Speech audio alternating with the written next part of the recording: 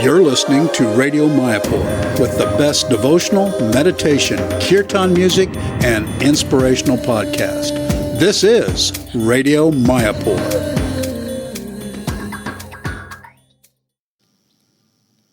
Hello, Hare Krishna. This is Jagadish, your host from Mayapur. And today is a beautiful sunshiny day. Last night was cool because there was a storm and rain. So in the night we could have a good sleep. And today we have a wonderful opportunity to meet a wonderful devotee. His name is Jagadish Das. He's from USSR. He was born in 1973. Has been 14 years in Mayapur. He's my dear friend. And I'm very, very happy that today he's here with us. We're going to pick his brain and ask him a question. So he'll tell us how he feels and how is the preaching going on all over the world. And so welcome, Jagadish Prabhu. Thank you very much, Ganga Prabhu. It's a pleasure to have you here with us today. And tell us a little bit about your personal experience of your family when you were born and where you grew up and how was your education. So tell us a little bit about yourself. As you mentioned, I was born in USSR. At that time, it was a great empire. But as you all know, it fell apart in the 90s. So before that, I was born in Kiev, Ukraine. Okay. And my family stayed there till 86 when Chernobyl exploded. Oh, my goodness. So after that, they first of all sent me somewhere else in Russia. It's on the coast of the Baltic Sea. And then they came along. So the radiation didn't really hit me seriously, but I had some difficulties, nothing major. And then from 86 till 90, I was living in Russia. Wow. From there, I came to Israel because my father is a Jew. Okay. So there in Israel, I stayed for 19 years. I went to the army. I worked. My education wasn't successful because I left USSR at that time when I was 17. So I couldn't finish. I couldn't finish high school. And then after, it was really difficult. You know, the whole thing happened, and life was hectic as an immigrant. So basically, I don't have academic education completed. That's okay. No Still problem. surviving. Yeah. But what about the language? Because you were born in USSR and you speak a different language from when you went to Israel or not? Yeah, definitely. Well, so you at 17 learn another language? Yeah. Wow. What happened is in USSR, Russian was very dominant. Right. And even other states, everybody spoke Russian. Right. But then some people spoke native language, like say, in Asia they have many languages, and Ukrainian language is really beautiful. Wow. So I understand, and I speak a little bit Ukrainian. It's close to Russian, but it's very sweet language. Nice. I really love it. And then at 17, I had to learn Hebrew, which is a completely different language. And it reads script. The script, and it reads opposite. Yeah. So it was a challenge, but you did it. Yeah, I did it. Amazing, Jagadish. Tell us how you came in contact with the devotees. What was that opening door or the flash which changed your life, maybe? Were you interested in spiritual life at all at the time, or were you questioning what's going on? Where are we going? What is the future? Well, honestly speaking, being in USSR, we were trained by communist government. And religion There's no God. Yeah, there's no God. Okay. There's Lenin, there's Stalin. Those are the gods of the nation. Right. So when I came to Israel, I saw these people are really religious. And I have to admit, first of all, I was really scared. Hasid Jews, and it's a complete different culture. I've never seen it like that. Right. And the Saturday, the whole city shuts down, no transportation, no shops. It's very serious there. So I started to become interested. What is this? And I was working for one guy who was a religious Jew from Germany. But his family was from Germany, but he was already Israeli. And he was very kind to me, and he taught me some basic principle, Jewish dharma, as you can say. Right. And he was really sweet. So I started to go to synagogue and praying and this and that. But with me, it didn't happen because my mom isn't a Jew. But in Judaism, you inherit your nationality from mother's side. So I wasn't accepted as such. So it didn't work, but I got the seed of what is religion and how it is better to be a religious person than an atheist. So I appreciated that. That was a very interesting stage in my life. Nice. And I'm grateful for that. Wonderful. Definitely. So, at which point in your life you met the devotee, or you came in contact with book, or you saw Ratha Yatra? I don't know. Who is the person who connect you with Krishna? Who is the first guru, we say, no? Yeah. In Israel, although in the 90s it was still very, very religious-oriented society, which it isn't now. Oh, it's changed, yeah? It changed a lot. Okay. Now it's basically secular. Mm-hmm. So people don't follow tradition and this and that. So there was a small group of devotees. One of them was Srila Prabhupada disciple. Okay. And he had like a small following, maybe 7, 8, no more than 10 people. And in the center of Tel Aviv, they had an apartment, and regularly they did Harinam right in the middle of Tel Aviv. It wasn't a shopping center as such then, but it was where people would walk and cafe, and it's like an enjoying center area. Of the city, like a place to meet people and. Exactly. It's like a downtown. Downtown, yes. And near to the beach, Mediterranean. Oh, nice. So they performed every Saturday. They did Harinam. And I was like, wow, these people are so different, from everybody else. Yeah. And so happy. So I liked the chanting, and I was attracted, but I didn't know, Who are these people? Yeah, exactly. I didn't know who are they. They distributed books in Hebrew.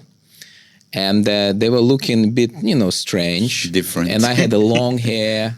But I enjoyed the music. I really liked the mantra. Nice. But to become close with them, I didn't feel like it was like scary. Not really scary. It was a little weird. Unusual. So I just enjoy it because I was spending time in the same area. I was listening every Saturday. I was listening to Harinam like an hour and a half, and then they would pack and go somewhere. But I never went with them. I was just like happy on my own. So then, and then what happened in '94? I visited my friend in Russia. I flew back to Russia and visited some friends. And he told me about these Hare Krishna people. And I was like, really? Who are they? and then we went in St. Petersburg. We went to a program which was happening in it wasn't a restaurant, it was like a cafe. Cafe. Yeah. Yes. More cafe than a restaurant, but they had a little hall there for programs. So we ate. And we were high on all kind of stuff. I mean, the experience was really, really good. And I bought few books. And what struck me, they had the famous picture of Lord Chaitanya when he's walking like that, graciously on the streets of Nadia. Yes. And I was looking at that picture, and it was so beautiful. And remember, I was like really intoxicated. Yes. So I was thinking, is that a woman or is that a man? And I saw there's no, It's open on top. Yeah, it's open on top.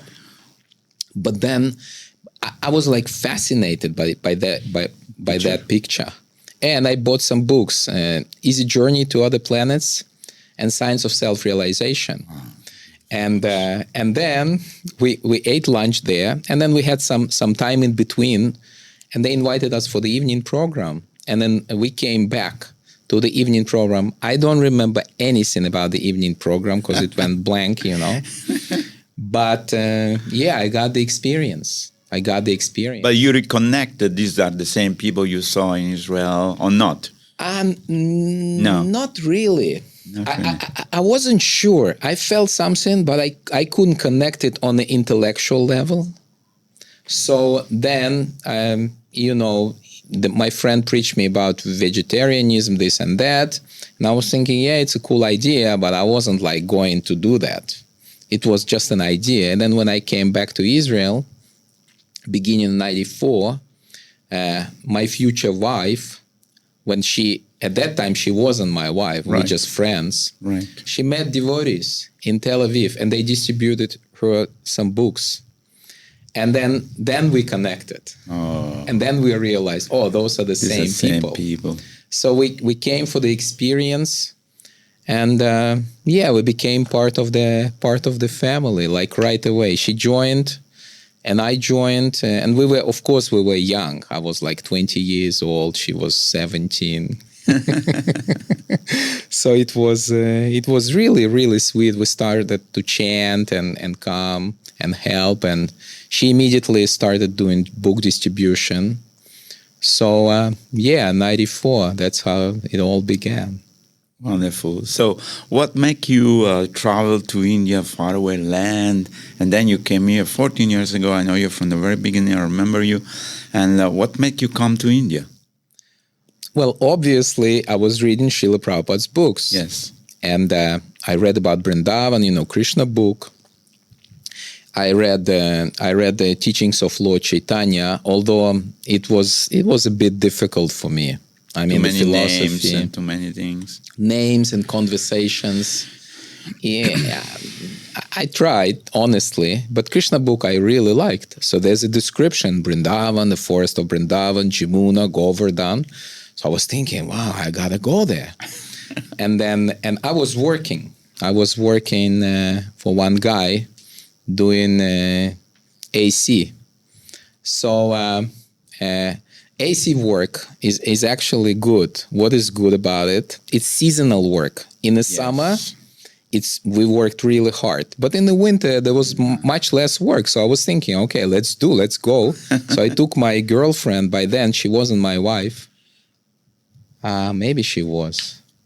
Oh yeah, we're already married. Okay. That was we married in 95 in spring, and then in the end of 95 I bought tickets, and we flew to Vrindavan, and then Mayapur, and then Jagannath Puri. For 3 months we traveled, because I could take that long of a leave, because there's not much work. Yeah.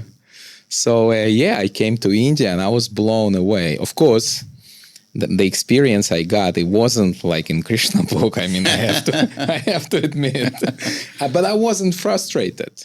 I really enjoyed it. Although, of course, we were sick and this and that, stuff stolen. I mean, the first the regular experience, Indian. the regular Indian experience for two spaced out, kids, you could say. Yeah. I was 21, 22. She was like 19. So, but we liked it somehow or other. But then at one point you decide to come and set yourself in Mayapur. So you went back. Yeah, of course. And then what happened? Well, I continued working. Okay. And she studied. We had 2 kids. Nice. So first in 99, and then my daughter, she was born 2008. And then 2009, I realized that along the way, I have to say that what happened is that many immigrants in 90s came to Israel from former USSR. Right. And many of them were already familiar with Krishna consciousness from their own places, from Asian republics, from Ukraine, Moldova, Belarus, Russia, many. And what happened in 98, we split. So the Hebrew-speaking group, they continued on their own. And then Srila Kavichandra Swami, I got initiated in 96 by Kavichandra Maharaj. So he told me, okay, you develop Russian preaching. Nice. In that way, I inherited the Russian preaching program in Israel. And we met many nice devotees. So from 98, I became the leader of a Russian-speaking devotees in Israel, which is, it's a strange combination, but it is what it is. And then, as I mentioned, 2009, 11 years later, my son was 10 years old, and I realized, man, I mean, he was really going in the wrong direction. You know, he was demanding. He didn't behave himself, and the whole culture. I mean, for those who never visited Israel, it's an American culture in the Middle East. I mean, the secular part, and ultra-Orthodox on the other side. So it's very diverse. And my boy was like really getting bewildered, because inside we were practicing Krishna consciousness. We had deities, Gornitai, beautiful deities. And then outside in the school, in the kindergarten, he was like exposed to a different, complete different culture, different diet, different friends and values. Right. So by that time, my wife said, enough is enough. We're gonna try Mayapur. Wow. And this is how the decision was made. And of course, I was really scared as a head of the family, because it was my responsibility. Naturally. I was 36. My mom is a devotee. She's a disciple of Indijumna Swami. Nice. So I had mom, like an elderly person, 2 kids, and a wife. So you remember, I came to your place and this and that. And then we came, and I was thinking, okay, if we survive, if we like the place. See, the difficulty is that each member of the family had to really, work, be happy in Mayapur. Yeah. And even if one of them isn't, it's not gonna happen. Yeah, sure. So I didn't sell my house. I left everything there behind. I didn't burn any bridges, so to say. Correct. So we came and we liked it. And my boy went to Gurukul. Well, the girl was 1.5 years old, she was like enjoying life. And somehow or other, we're still here. So the decision was because of the kids, but actually everybody got the benefit of Mayapur. By the way, I just want to say our audience that on 4th of February, we did interview your son, Tamal Krishna Kripadas, and it was very sweet and nice. So people can go back and hear to that interview as well in our podcasting. So it's wonderful. And so now tell me a little bit about, you are traveling and preaching every year, and see you going, and you go to Israel, and you go to Russia, and you do, you still continue to be one of the soldiers of Lord Chaitanya and preaching Krishna consciousness to different groups. So tell us a little bit about that. Yeah, I would say very soldier. Because traveling, it really, takes a lot of your health. Sure. Still, I continue. I don't like traveling much. But because our base is in Mayapur, and believe it or not, we studied for 12 years. We studied Shastra in Mayapur. I know that. So all of Srila Prabhupada main books, works of the Acharyas, Rupa Goswami, Jiva Goswami, Sandarbhas, Bhaktivinoda Thakur, Sanatan Goswami Brihad Bhagavatamrita. I mean, we did the whole thing. So then it's a great exposure to study all this book in Mayapur. Yeah. It's wonderful. So slowly being loaded with the transcendental knowledge. I mean, obviously Israel always a part of me. And I remained to be a leader there, even after so many years. That's nice. And people like me because I come, and I speak a lot of, stories and philosophy, give classes, seminars. So we are well connected with Israel. In terms of Russia, it's not as much because Russia is very, very big and very diverse.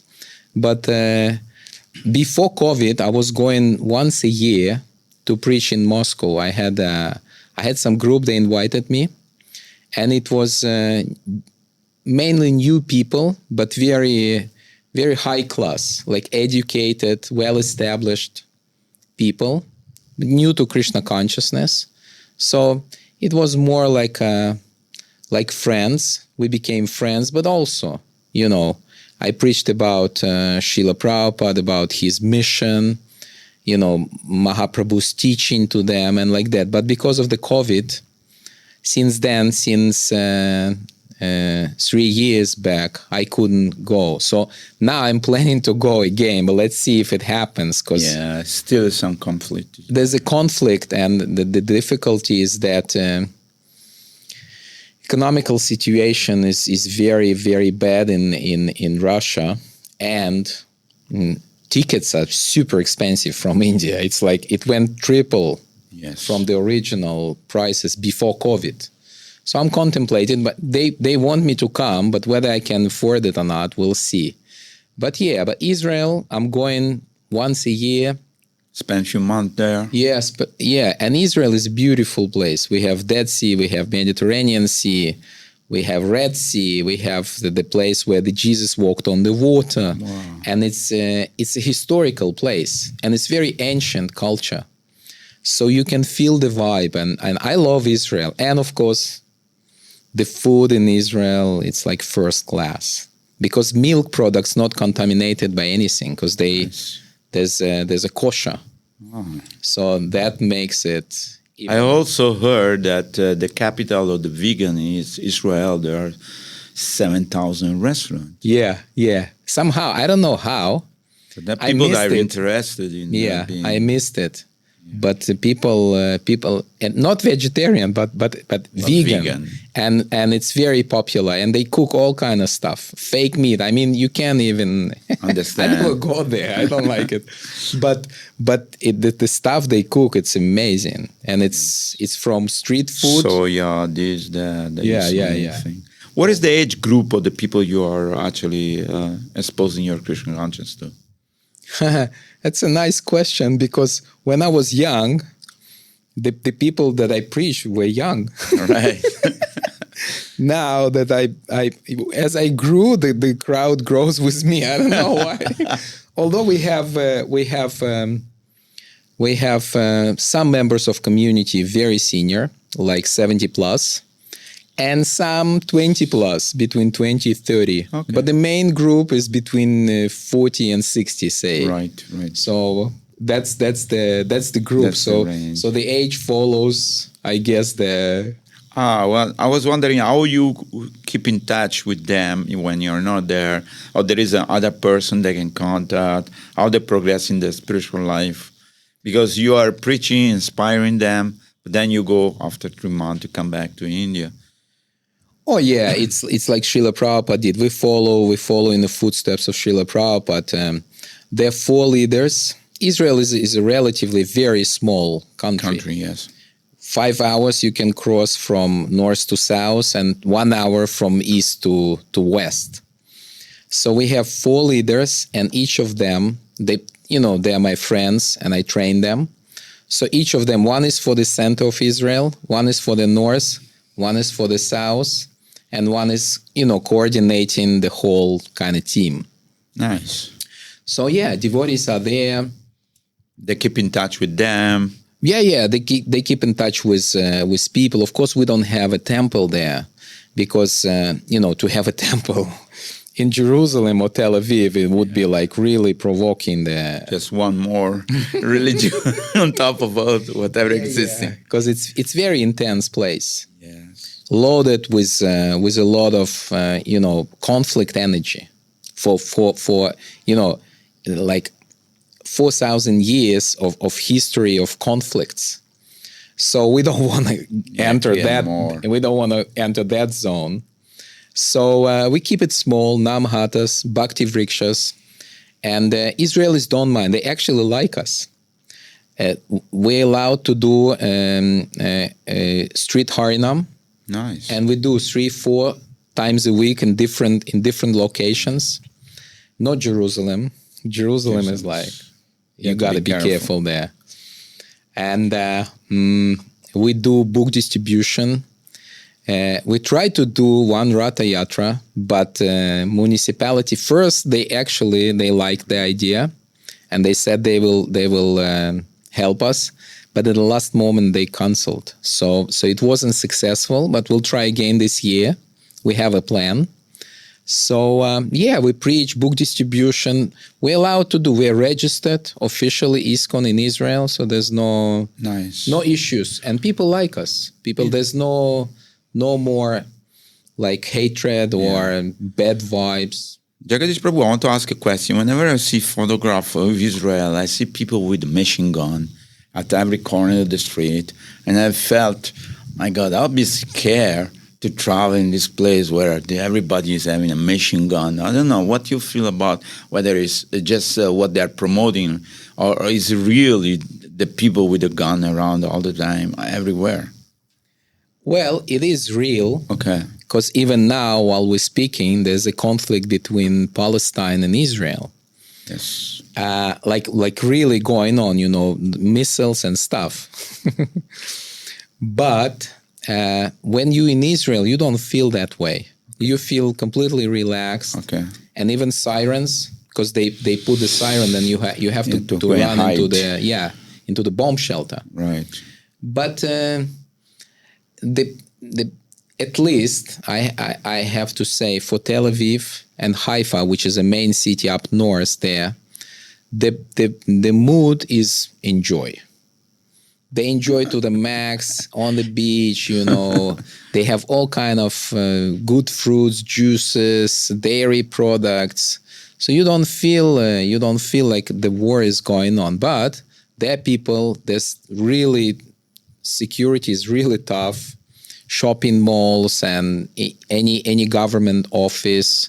So it is there, but people just they transcend the fact that they can what? No, they realize that's the way it is in Israel. You have to accept it. They live with that. Yeah, and they live with that, exactly. Okay. So there's no tension as such. Okay, another question I want to ask you also is always, because many religious system or around the world, they do a lot of rituals. Like we see these people, they go and attach with their head on the... Now, what is the difference between Christian consciousness, very deep understanding of why we do certain things, and could become ritualistic also. In India, there are people, they open their shop and they do a puja and stuff like that. Ritualistic is one thing, but how far people are deeply connecting their heart and believing and understanding what they're doing for pleasing God, for example, whatever religion they are, because God is one, right? Well, Judaism, obviously, among Abrahamic religions, is the oldest one. And we know that, Christianity came from that. Right. I mean, believe it or not, but Jesus was a Jew. He was a Jewish rabbi, actually. Of course. History say that. Yeah, many people don't know. Yeah. So, and Islam also came from that side. So, in terms of ritual and how deep people are, I can't say from person to person. It's very individual. In general, very shallow. Very shallow. Very shallow. They follow some ritual. They pick and choose. Whatever they want. Exactly. So they can, on Saturday, they can go to synagogue and pray all day, Or there's one day, I don't know how to call it in English, but you have to fast, and it's like an austerity. Yeah, you have to fast and intensely pray to God for all the offenses you commit during the year, but then next year you go and commit offenses again and sins again. So there's a name for that, but it's called, in Hebrew, it's called Yom Kippur. Means anyway, whatever. Yeah. So in general, it's very shallow, but of course they have their saints, people who really, there's a mystical direction of Judaism called Kabbalah. Kabbalah, yes. And they really go deep. What experience do they have? I can't say. They go sometimes in mystical trance. What is their concept of God? It's very, I don't know how to say it, vague or like, it doesn't have... Vague. Yeah, vague. Means impersonal. Completely impersonal. There is no personal form of God.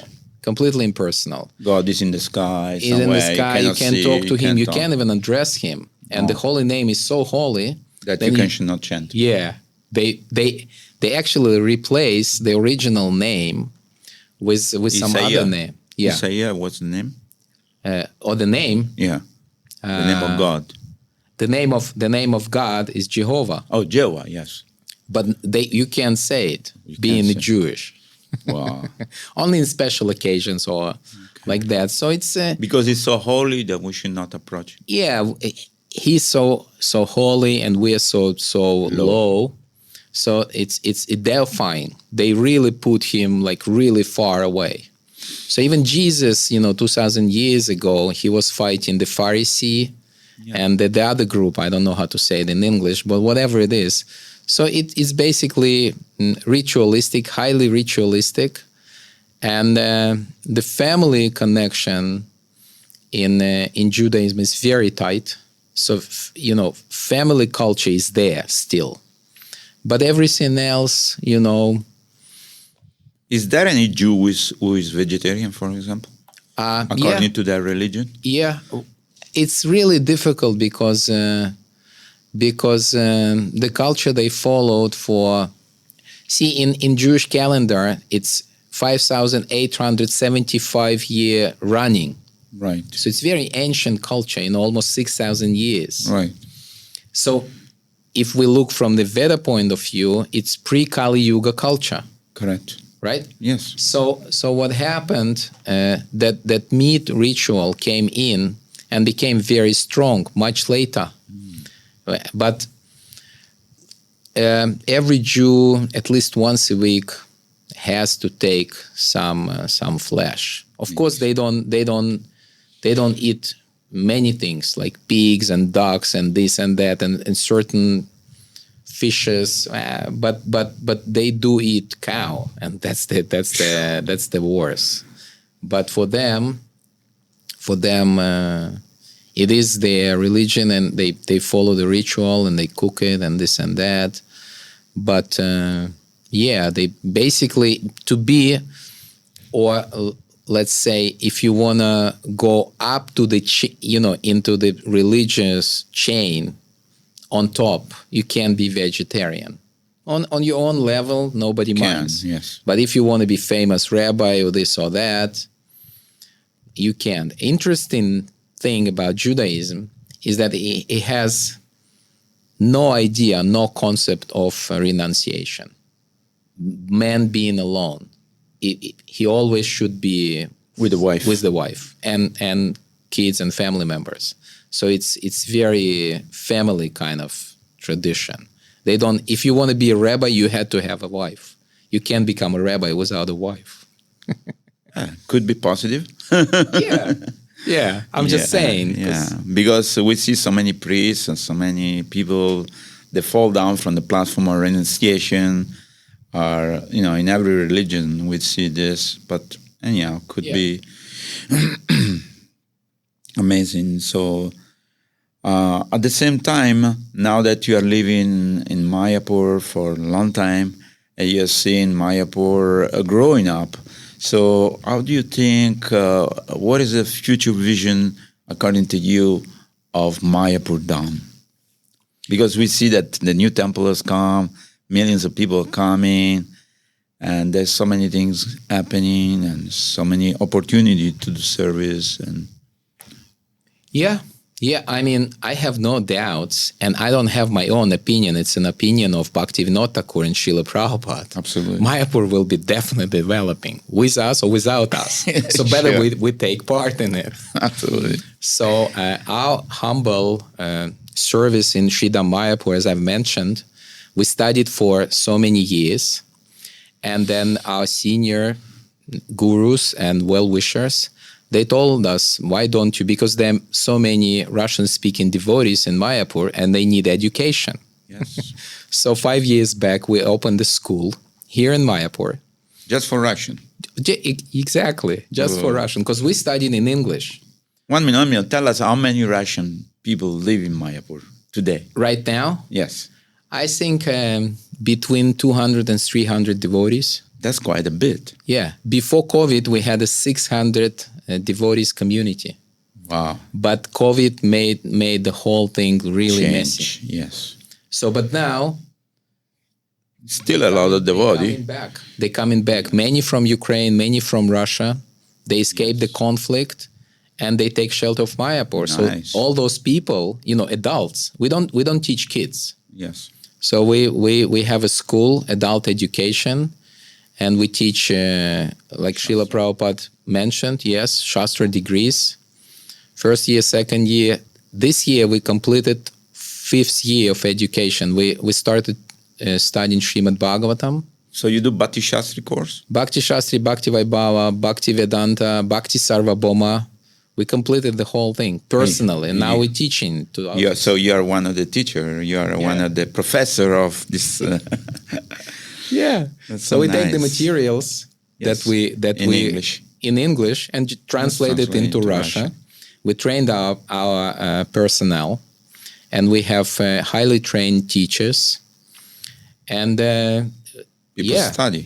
yeah, devotees come and study, and it's like a family environment. That's beautiful. We study, we do kirtan, we take prasadam together. Yesterday we had a wonderful Ekadasi program. 150 people came Nice. for that program.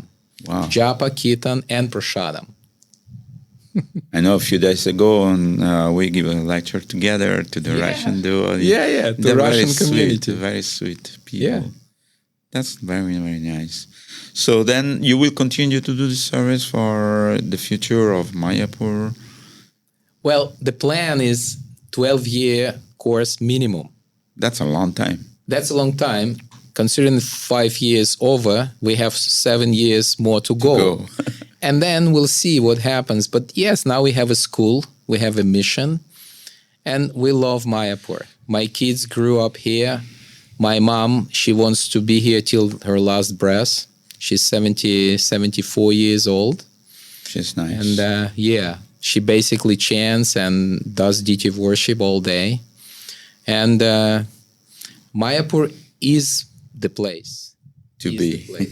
What are the challenges for a Russian devotee coming from Siberia, where it's minus 45 in the wintertime and 23 in the summertime, to adjust to this weather here and this crowded place and this dusty and whatever? I'm just asking you in general. Well, the basic challenges you've mentioned, it's the weather, food, disease, because people, they're Adjust their body according to the place. they're not used to this kind of tropical environment. Right. But see, Russian people are very tolerant people. Amazing. So that's why after Bengalis, Russian-speaking They're the biggest. devotees are the biggest community in Mayapur. Absolutely. And happy, very happy people, very simple people. They can live with minimum. I think because they came from very austere background, maybe. Austere, but also these people can adjust. Yes. Their mindset is very flexible. So and also smart people. They Very learn intelligent. English Yeah. quickly. They even learn Bengali. Some of them like fluent in Bengali. Yeah. And because it's a headquarters of iskcon, they dedicate very dedicated people.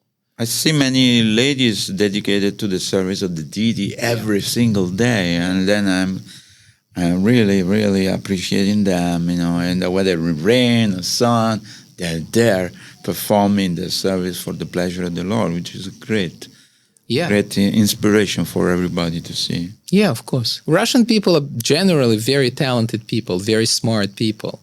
And the best of them come to devotees. Right. Because that's what Srila Prabhupada said, that only smartest people choose Krishna consciousness. So we're getting the cream of the cream. That's wonderful. So you will continue to do the teaching, and any other service would you like to explore, or you contribute, or what happened naturally from the school, because books of Srila Prabhupada are the center of the school. We developed a small community around the school, and without any additional pressure, we just invest into relationship. That's wonderful. So, I mean, you're splitting into small groups, and each one has a meeting with their we friends. have Mataji's Sangha now. Okay. We have Prabhu's Sangha. Okay. We organize kirtans in Mayapur. Yes. Every day they do kirtan in the near the long building. I see them in the morning, afternoon. Yeah, 2 Harinams. So slowly, and I'm part of that development. So I basically guide people like a spiritual guide. I don't do any administration. Okay. But that, people come consulting us, family life, spiritual life. We do service for many spiritual masters, guiding their disciples in Mayapur. Mm-hmm. So, it's natural. It's not like I planned it. It just happened. Right. What about the financial aspect of it? Because we are foreigner.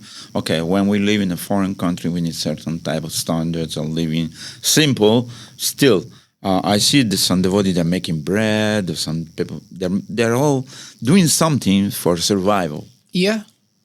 And it range, from 10,000 rupees per month to 200,000-300,000 rupees per month. That's the budget for a family. But some work online, and it gives them, certain income.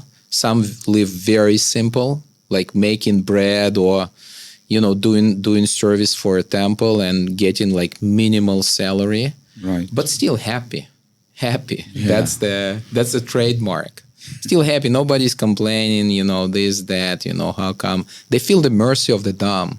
Nice. They go to Ganga every day, many of them, even old ladies. It takes them like 1.5 hours just to walk there up and down, but still they go every day because they understand that's the power of the holy name. Beautiful. So, It's amazing. So, is there any other things you would like to share with the audience of today who are listening to us? Yeah, I'm very grateful to be in Mayapur. And according to my opinion, I've traveled the world. Yes. According to my opinion, is the best place. And of course, Gauranga Mahaprabhu invites everybody. We can see Panchatattva is calling every day, so we should go, even if we watch them online. Sure. And my personal goal is to stay in Mayapur till the end. Wonderful. It was very nice to meet you today and share your realization with our audience. Thank you so much, Jagadish. Thank you, Ganga. We hope that you can invite more and more people to come to Mayapur. And I'm sure when they come, we can guide them to you, and you will inspire them to help them to stay here in Mayapur in our holy Dham. Thank you. Thank you so much. Hare Krishna. Hare Krishna. You're listening to Radio Mayapur with the best devotional, meditation, kirtan music, and inspirational podcast. This is Radio Mayapur.